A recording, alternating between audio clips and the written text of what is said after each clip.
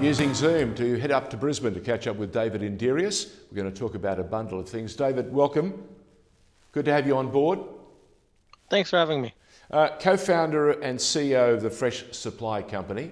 You guys are digital strategists and specialists. You're also chair of APEC Provenance Council, so you've got a number of responsibilities, my friend, that you need to address.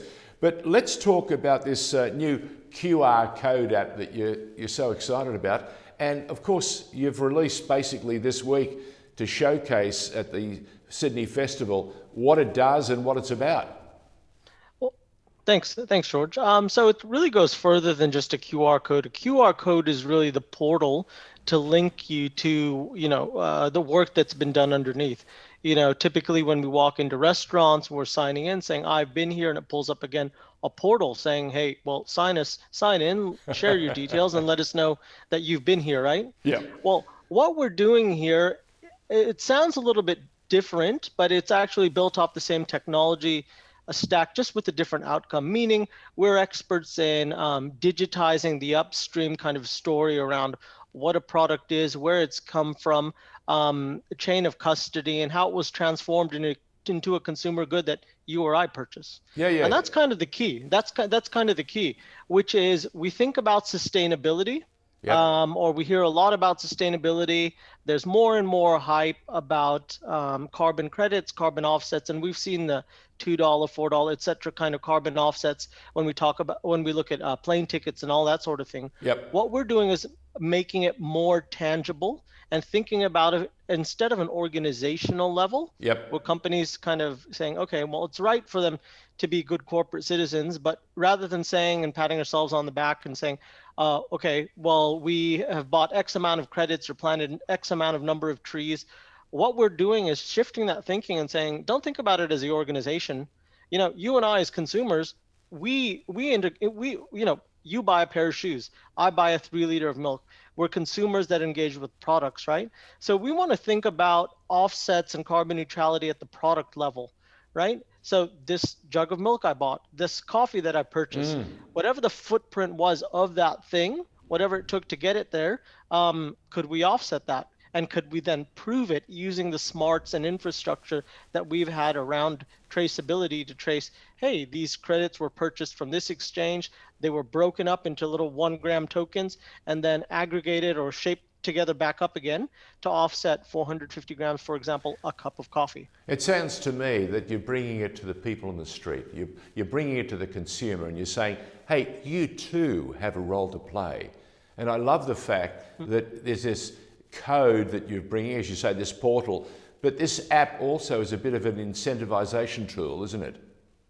Well, we're gamifying it, right? Things need to be tangible, right? So if we can scan the product and say, hey, upstream, this is what's been applied to it in terms of carbon credits, but further than that, think of it like a video game or a leaderboard in sports, right? Yep. If I can track something, if I can, if I feel rewarded by saying, hey, you know what, I did spend a couple extra cents per product, right? But I said I wanted to minimize my carbon footprint. Here's the proof. And over 6 months, I locked away 20 kilos, 30 kilos. Well, hey, that starts to make sense and becomes sort of a game, right? Yeah, well, you're keeping score. That's what it's about. Correct. Yeah. And that's what we're doing. So we're calling that our carbon vault, right? So you can lock away. So that portion of carbon, that chunk of carbon for that product there is locked away. Those are actually allowance units where big polluters buy those tons of credit, tons of carbon, so that they can pollute in the atmosphere. That's actually taken away and then offset against that product. What's the app called? Oh, well, currently we're partnered with C20, and that's the first kind of deployment out. So C20 is a partner from a consumer goods perspective, but we're also looking at deploying with other food brands, right? So this week, for example, hang on. This week, for example, at the Sydney Festival, I think it's is it the Writers' Festival in Sydney? Yep, correct. Okay. Yep. During this week, you guys have actually launched it and allowing the marketplace to test it and see it and see how they keep score. And you're using it with coffee, is that right? Yeah, correct. So we look at every single cup of coffee, right? Love it. There'll be people there counting their coffee and saying, I'm doing something good. Yeah, that's right. So, I mean, I know that whenever there's an NGO pitch or a donation pitch, we always say as much as a cup of coffee, right? And coffee is something very tangible you and I Oh, have yeah. every single day, right? Oh, yeah. Normal people have coffee every single day, right? But what if that kind of, footprint could be again offset, and it's in essence from a carbon perspective guilt-free. So that is the C20 kind of app launch with Little Marionette. It is the vault. It's a back end that's quite rigorous, but in a front end that's really simple for consumers, just saying, hey, yep, scan your cup of coffee. Every single one is uniquely identified, right? Every single one is uniquely identified, and I, as a consumer, can claim my piece, right? So you're not reselling or you're not gaming the system. Once it's locked away and claimed by a consumer, it's gone forever. Are they coming to you? Are you seeing producers coming to you and asking questions now about how they too can be part of the program? Sure. Well, we know it's an open secret, that all listed companies, big companies, brands are more conscious these days. We've seen it happen from an inclusivity perspective and, just overall how we treat each other, respect, with different social movements. But, when it comes to sustainability, there's that whole, what does it actually mean, right? Yep. And there are these big statements, whether you're a big grocer that says by 2050, I want to be carbon neutral. By 2025, I want all of my procurement and purchasing for my own brand product to be sustainable or carbon neutral. Yeah. Well, this is a way to make it easy, right?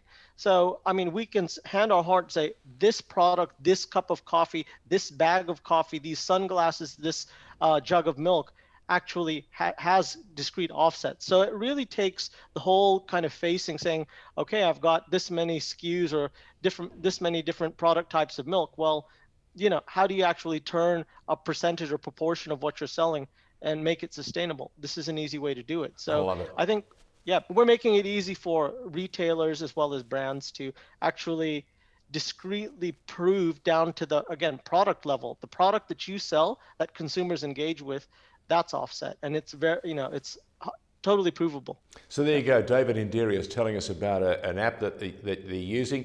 And it's something brand new in the marketplace, and it allows you to keep score with your carbon credits. I think it is the way to go, because so much of this, David, this discussion in the past has been spoken at this level, and the marketplace has gone about its life and saying it doesn't concern us. Well, it's more than that. It does concern us, and more importantly, you can now keep score of how you go about making sure that the world and our environment is better than it has been in the past. That's right. And so you can now share your total. If you purchase a product, you can share it to your LinkedIn, Facebook, Twitter stream, or you can share your whole lifetime value. So, I mean, you can see it happening in the future where, you could be sharing it with your mates. I'm at 800 kilos. Where are you at? I knew you'd bring it to bragging rights. Yeah, it's like state of origin, David Inderias. It's now Victoria up against Queensland. All right? I'm going to show you mine if you show me yours. Yep. And look, and if we could leverage that kind of behavior, make it fun, make it rewarding consumers, and then there's an overall positive social benefit, then hey, that's a win for everyone. It's a great message. I totally agree. How long has this been in the making? Oh, last 3 months or so.